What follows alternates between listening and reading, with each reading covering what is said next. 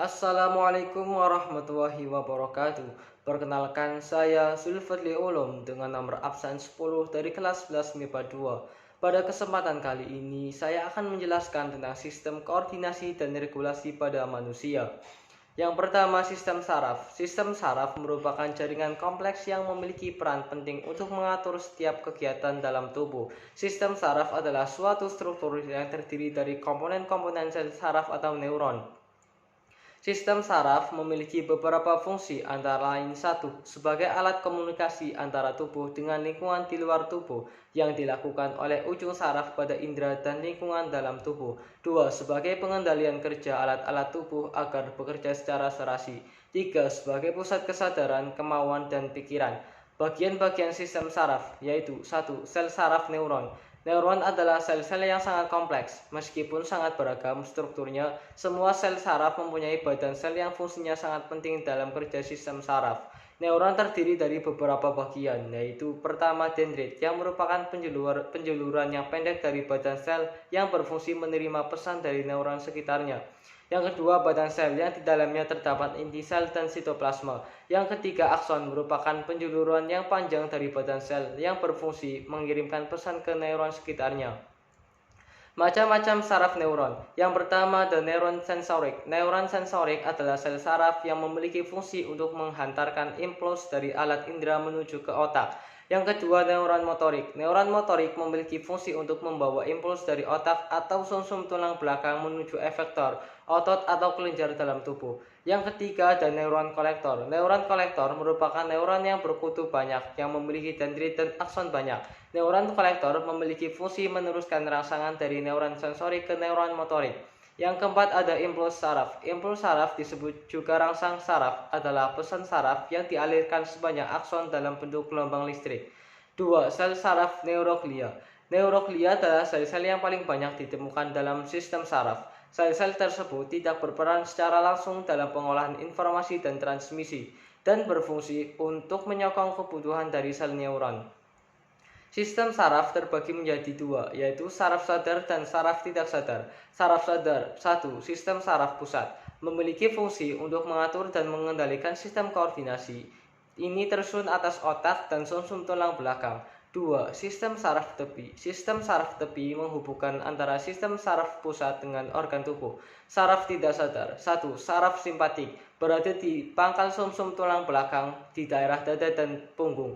Saraf simpatik umumnya berfungsi untuk mempercepat kerja organ-organ tubuh.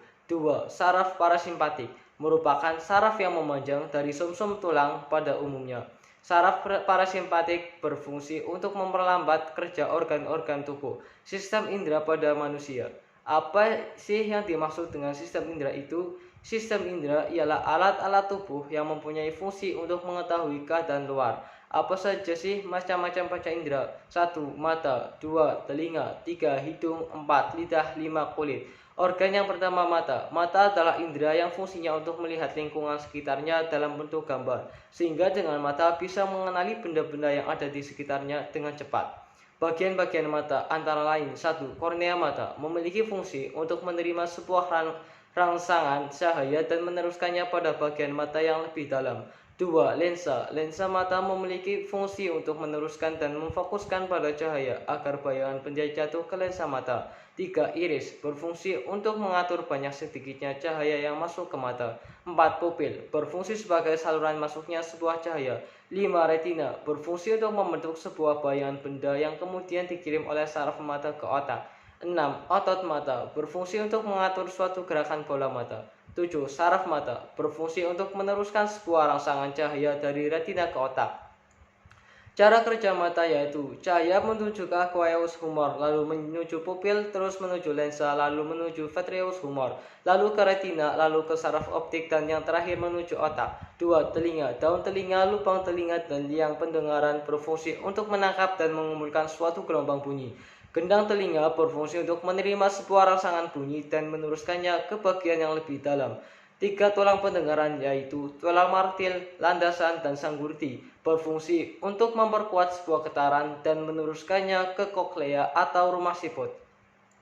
Tingkap jorok, tingkap bundar, 3 saluran setengah lingkaran, Dan koklea atau rumah siput berfungsi mengubah impuls dan diteruskan ke otak. Pada 3 saluran setengah lingkaran memiliki fungsi untuk menjaga keseimbangan tubuh. Saluran estasius berfungsi untuk menghubungkan suatu rongga mulut dengan telinga bagian luar. 3. Hidung. Hidung adalah indera yang kita gunakan untuk mengenali suatu lingkungan sekitar atau sesuatu dari aroma yang dihasilkan. Bagian-bagian hidung. Yang pertama ada lubang hidung, berfungsi keluar masuknya udara. Yang kedua ada rambut hidung, berfungsi untuk menyaring sebuah udara yang masuk ketika bernapas. Yang ketiga selaput lendir, berfungsi sebagai tempat menempelnya sebuah kotoran dan sebagai indera pembau. Yang keempat serabut saraf, berfungsi untuk mendeteksi zat kimia yang ada pada udara pernapasan.